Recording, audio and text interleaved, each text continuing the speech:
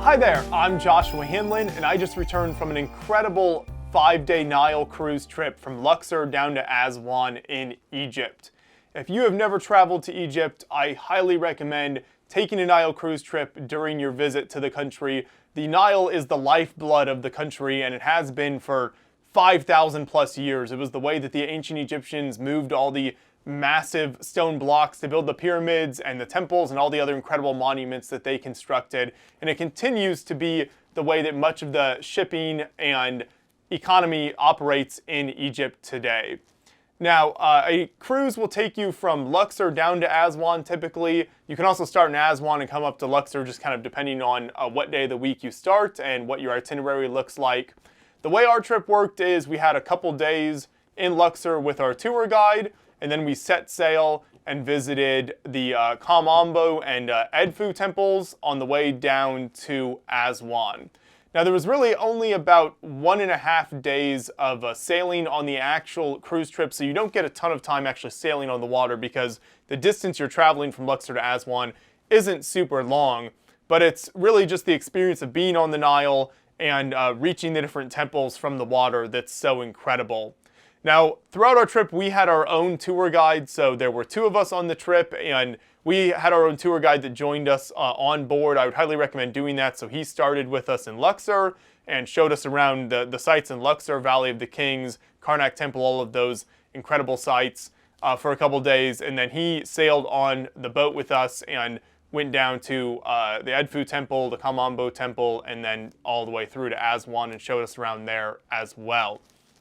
The ship itself was very nice. This was something that we were a little concerned about. So if you're familiar with Egypt at all, kind of their economy, the infrastructure in the country, you're never really sure what you're going to get when you set out on a journey like this. And so we weren't sure how nice the boat would be compared to what you might think of for your typical cruise ship, especially a river cruise ship that can be very nice in places like Europe, or even a bigger cruise like Mediterranean cruise ship or a Caribbean cruise ship. So we weren't really sure how it would compare to that. We were on the Semiramis 3, which is one of the higher, what they call kind of a luxury cruise line, though the word luxury kind of takes on a different meaning when you're in Egypt compared to a lot of other parts of the country. Same with like the overnight train trip that we took from Cairo down to Luxor, which they also called a luxury overnight accommodations, and I wouldn't really call that luxury either, but we have a different video on that you can check out as well.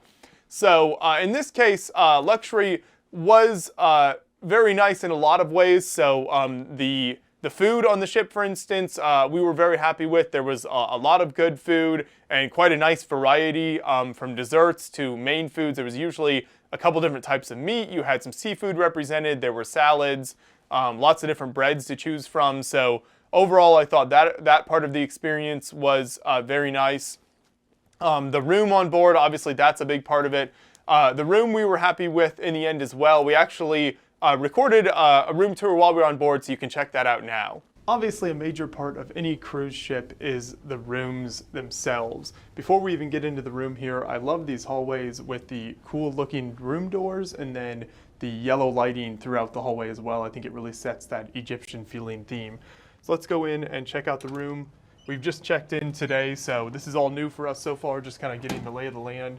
We can start with the bathroom here. One thing that's noticeable right off the bat is it's a pretty good size for a cruise ship feel, so that's nice. A lot of ships, you'll have a very small bathroom, but some decent amount of room to move around in. You've got the mirror here, and then a good sized shower as well, so that's a nice sign. We'll update you later in the video on kind of how everything works and how happy we are with the service with all of that. We close the door here, you've got a large closet, so you can open this and you've got some extra pillows, I think some bathrobes, maybe some safety equipment in the bottom there. And then I think this door is more just your regular closet, so you've just got some hanger space here as well. So there's space to hang up clothes if you need to. Come into the room, you've got 2 beds in here, and again, some fair amount of space for a shipboard room. You've got some room with a safe in between here on the kind of the bedstand in the middle, and then a couple of chairs and a small table over here. One of the highlights of these Nile Cruise ships is this massive window. So I believe every room on board has a large window like this. Right now we haven't left the dock yet, but when we do, we'll have a beautiful view of the Nile and all the landscape as it goes by. Moving over to the desk, you've got a good amount of space to work with here.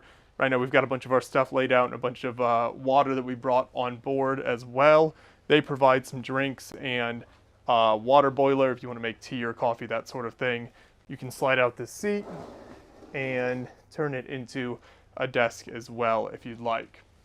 So these are kind of first impressions, general look at the room. Everything looks pretty good so far. There's even a TV you can use here as well. Only negatives we've noticed is specifically in the bathroom and a little bit in the room, just some kind of like wear and tear, things looking a little bit worn on the boat. So we'll see if that really affects kind of day-to-day use. But besides that, very happy so far and looking forward to seeing more on the ship. Looking back on our trip, we were very happy with the whole room setup and how everything operated in there. We had a slight problem with the door not working properly, but they were able to come and fix that during the cruise, so that worked out fine in the end.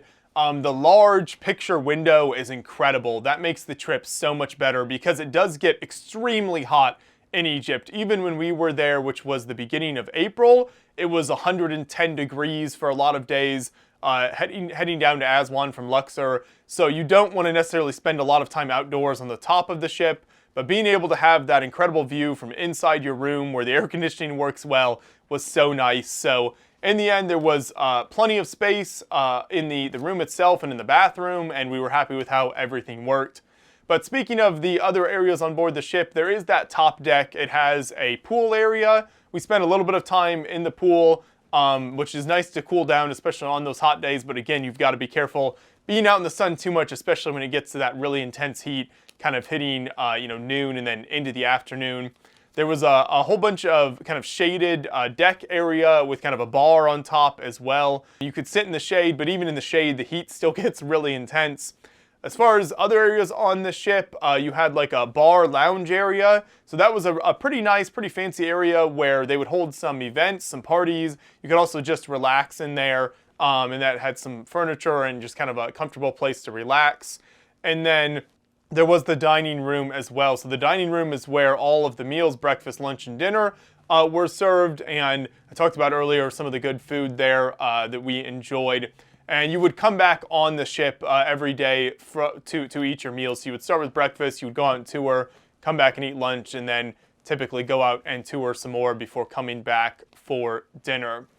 Now, one of the things you want to think about when booking your Nile cruise is how many days you have available. So we did a 5-day cruise, which just starts in Luxor and ends in Aswan. Another option that people can do is a 7-day cruise, and that starts in Luxor, takes you to Aswan, but then comes back and ends in Luxor as well. The nice thing about that would be if you have the time, you could get a little more sailing time on the Nile itself, since like I said, it's only about a day, day and a half of actual time that you've spent sailing during the cruise if you just go from Luxor down to Aswan. Another definite tip that I would recommend is to add on a visit to Abu Simbel to your Nile cruise ship. So Abu Simbel is about a 3-hour drive from Aswan. It's on the shores of Lake Nasser. An incredible site, one of the most famous temples in all of Egypt. And even though it's very remote and takes a while to get out to, highly, highly recommended. It's a really incredible place on the shores of Lake Nasser.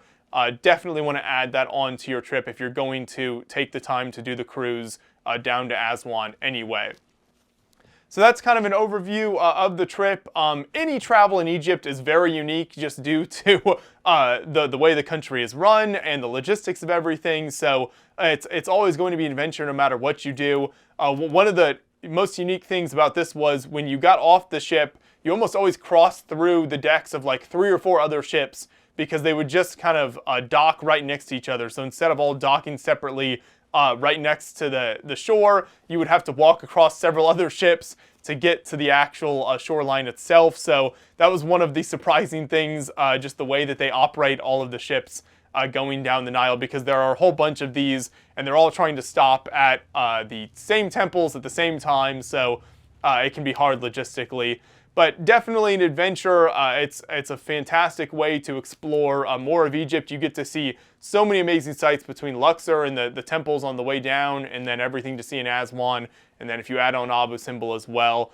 It's definite must-do trip, and I highly recommend checking it out. We'll put links to some info about the ship that we were on personally, so that's kind of the one I can speak to in terms of all the rooms and everything I've been talking about. But there are a ton of these ships that sail, so there's lots of different options, and I would definitely look into some different companies and see what you can find. Our ship was booked for us through the tour guide that we had, so you can do that, or you can book it online yourself as well.